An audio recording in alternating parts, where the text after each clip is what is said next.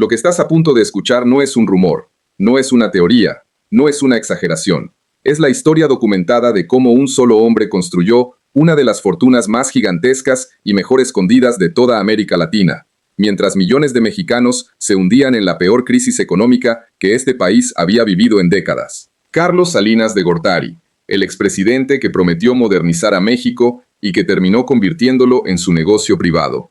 Harfuch ya tiene las pistas, las cuentas, los nombres y las conexiones. Y hoy, aquí, en este video, tú vas a conocer cada una de ellas.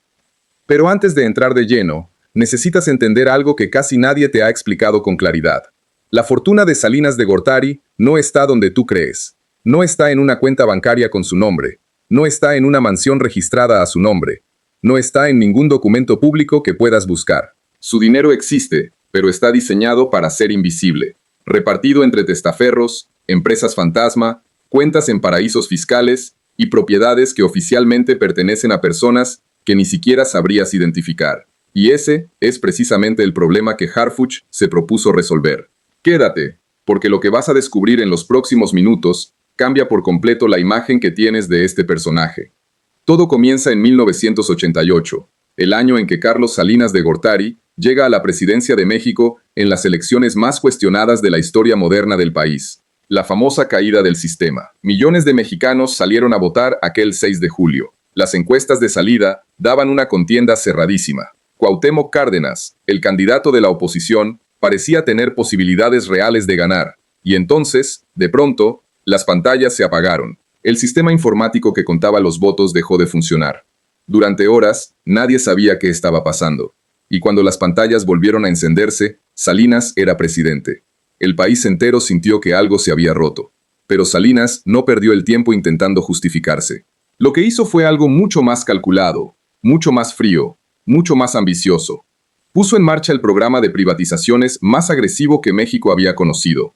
Bancos, aerolíneas, minas, empresas siderúrgicas, telecomunicaciones, ingenios azucareros, acereras, todo lo que era del Estado, de todos los mexicanos, de pronto empezó a pasar a manos privadas. Uno tras otro, los activos públicos cambiaron de dueño. En teoría, era modernización. En teoría, era eficiencia. En la práctica, fue el mayor reparto de riqueza pública entre un círculo de amigos y aliados que este país haya visto jamás. Se organizaron las famosas cenas en las que empresarios cercanos al régimen acudían a comprometer donaciones millonarias para el partido, y poco después, esos mismos empresarios recibían concesiones y adquisiciones en condiciones que difícilmente se explican por la lógica del mercado. Y eso no es lo más impactante de esta historia. En unos minutos vas a descubrir cómo ese dinero se movió, hacia dónde fue, a qué cuentas llegó y quiénes fueron los verdaderos beneficiarios de este saqueo. Si todavía no te has suscrito a este canal, este es el momento. Aquí te contamos lo que los medios tradicionales no se atreven a publicar, con nombres, con datos y con el respaldo de investigaciones reales. No te lo vas a encontrar en ningún otro sitio. Hablemos de Telmex. Hoy es una de las empresas más valiosas de toda América Latina. En 1990, era una empresa pública, propiedad del Estado mexicano, de todos los mexicanos. Daba servicio a millones de hogares. Tenía infraestructura en todo el país. Era un activo estratégico de dimensiones enormes. Salinas decidió venderla. El proceso de licitación fue, según múltiples investigaciones periodísticas publicadas a lo largo de los años, cuidadosamente diseñado para favorecer a un comprador específico. Un empresario que hasta ese momento no figuraba entre los más ricos del país, ni de cerca, pero que tenía algo más valioso que el dinero: la cercanía con el presidente.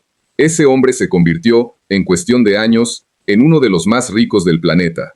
La pregunta que nadie respondió entonces, y que sigue sin respuesta oficial hoy, es demoledora en su sencillez. Si la privatización fue tan transparente, tan limpia, tan beneficiosa para México, entonces ¿por qué un solo grupo empresarial se quedó con el monopolio absoluto de las telecomunicaciones de un país de 100 millones de personas, y lo obtuvo por una fracción de lo que realmente valía?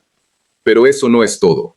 Telmex fue solo la joya de la corona, la operación más visible. Hubo 18 bancos privatizados. Hubo empresas mineras que generaban miles de millones. Hubo concesiones de todo tipo que se entregaron en condiciones opacas. Y en cada operación, el patrón se repetía con una precisión escalofriante. Compradores cercanos al poder. Condiciones ventajosas que desafiaban toda lógica de mercado. información privilegiada que solo unos pocos tenían, y una riqueza que se multiplicaba de forma exponencial en muy pocos años, mientras el pueblo de México no veía ni un centavo de mejora en sus condiciones de vida. Los hospitales seguían cayéndose a pedazos, las escuelas seguían sin libros, las carreteras seguían sin construirse, pero un puñado de empresarios ya tenían yates, jets privados y mansiones en las costas más exclusivas del mundo. Ahora bien, lo que descubrieron las investigaciones posteriores es lo que de verdad quita el sueño, porque la pregunta clave no era solo quién compró esas empresas, sino de dónde salió el dinero que recibió Salinas, a cambio de facilitar todo este entramado. Y aquí es donde la historia se pone verdaderamente oscura. Todavía no te he contado la parte más reveladora de esta trama, así que no te muevas de aquí.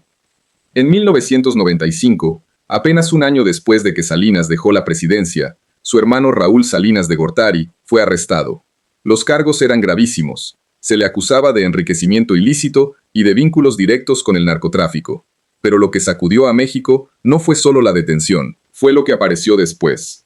Cuentas bancarias en Suiza, millones de dólares depositados bajo nombres falsos, identidades completamente fabricadas, empresas fantasma creadas en paraísos fiscales con el único propósito de mover dinero sin dejar rastro. Raúl había utilizado pasaportes falsos para abrir cuentas. Había creado estructuras financieras en varios países.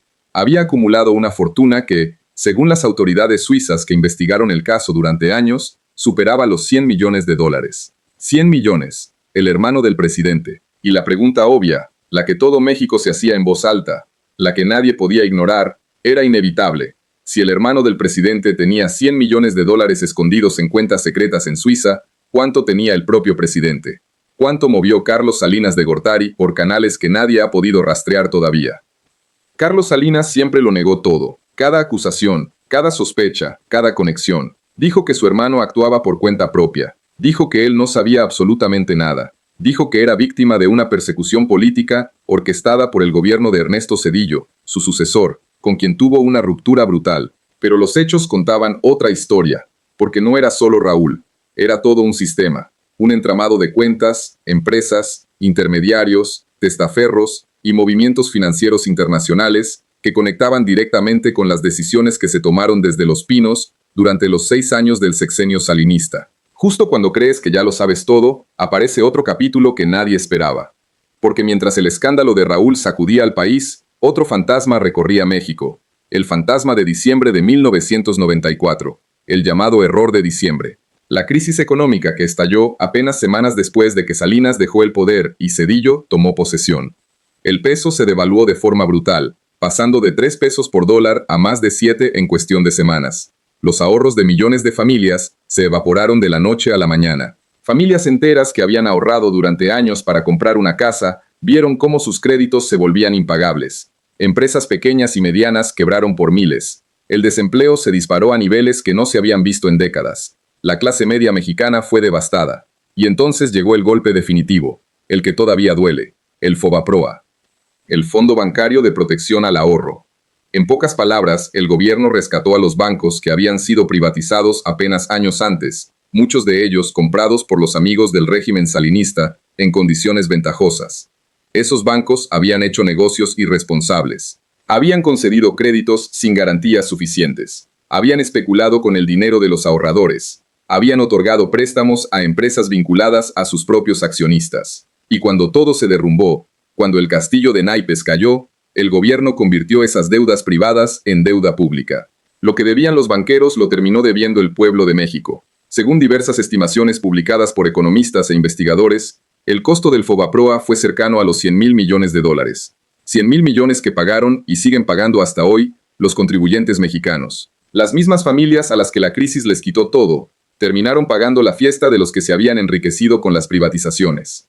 Ese es el círculo perfecto. Ese es el sistema que Salinas construyó con precisión de relojero. Privatizar para enriquecer a los aliados. Y cuando el castillo se derrumba, que pague el pueblo. Lo que descubrirás ahora es aún más perturbador, así que presta mucha atención, porque la red de Salinas no terminó con su sexenio, no terminó con la detención de su hermano, no terminó con la crisis. La red sigue viva. Salinas de Gortari se fue a vivir al extranjero durante años. Irlanda, Cuba, distintos destinos.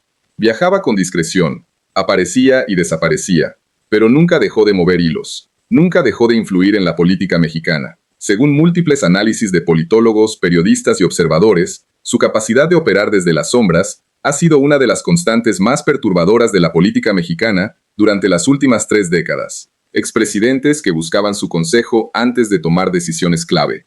Empresarios que mantenían la relación viva porque sabían que ese contacto valía más que cualquier contrato. Operadores políticos que respondían a su lógica y ejecutaban sus estrategias.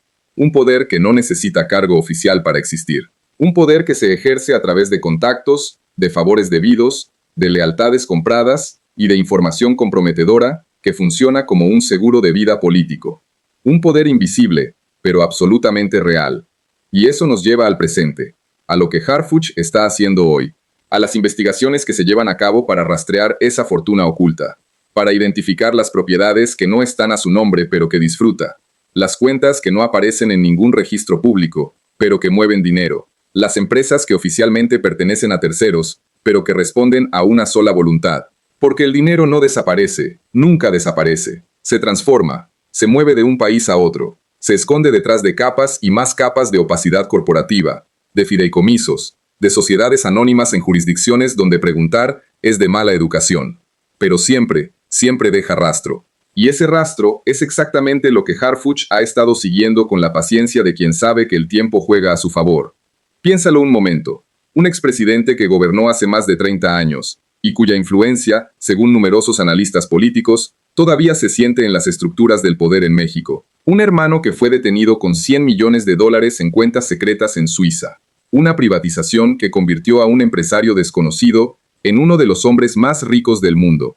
Una crisis económica que empobreció a millones de familias de la noche a la mañana. Un rescate bancario que convirtió la deuda privada de los ricos en deuda eterna de todo un país. Y en el centro de todo, siempre, un hombre que logró mantener su nombre fuera de los expedientes, fuera de las sentencias, fuera del alcance de la justicia. Durante décadas, nadie pudo tocarlo. Nadie se atrevió. Nadie tuvo los instrumentos o la voluntad para hacerlo. Hasta ahora. Porque lo que está ocurriendo hoy en México es diferente a todo lo que hemos visto antes. Hay una determinación que antes no existía para seguir el rastro del dinero hasta sus últimas consecuencias. Para abrir las cajas fuertes que durante décadas permanecieron selladas. Para poner nombres y apellidos reales a las cuentas y a las empresas que sirvieron de fachada. Y Harfuch, con su equipo, con sus métodos y con una voluntad de hierro, está en el centro de esa ofensiva. Lo que este caso demuestra, lo que la historia de Salinas de Gortari le enseña a México y al mundo entero, es que la corrupción a gran escala no es un accidente, no es el resultado de un mal momento o de una mala decisión aislada. Es un sistema diseñado con precisión quirúrgica, con inteligencia, con frialdad y con la protección del máximo poder del Estado. Un sistema que durante décadas funcionó a la perfección, porque nadie hacía las preguntas incómodas, porque nadie seguía el dinero hasta el final, porque nadie se atrevía a tocar a los intocables. Pero los sistemas, por muy bien diseñados que estén, tienen siempre una debilidad fatal. Dependen del silencio, dependen de que nadie se atreva a hablar, dependen de que el miedo sea más fuerte que la verdad. Y ese tiempo, en México, se está terminando. Si esta historia te ha dejado pensando, si ahora ves con otros ojos lo que ocurrió durante aquellos años y lo que sigue ocurriendo hoy, entonces imagina lo que encontrarás en los próximos videos de este canal. Aquí, no te damos la versión oficial. Aquí, no te repetimos lo que ya escuchaste en la televisión. Aquí te damos la versión que los poderosos no quieren que conozcas. Con datos, con nombres, con las conexiones que nadie más se atreve a hacer. Suscríbete ahora. Activa la campana de notificaciones, porque lo que viene en los próximos días es todavía más fuerte que lo que acabas de escuchar. Y tú, no te lo vas a querer perder.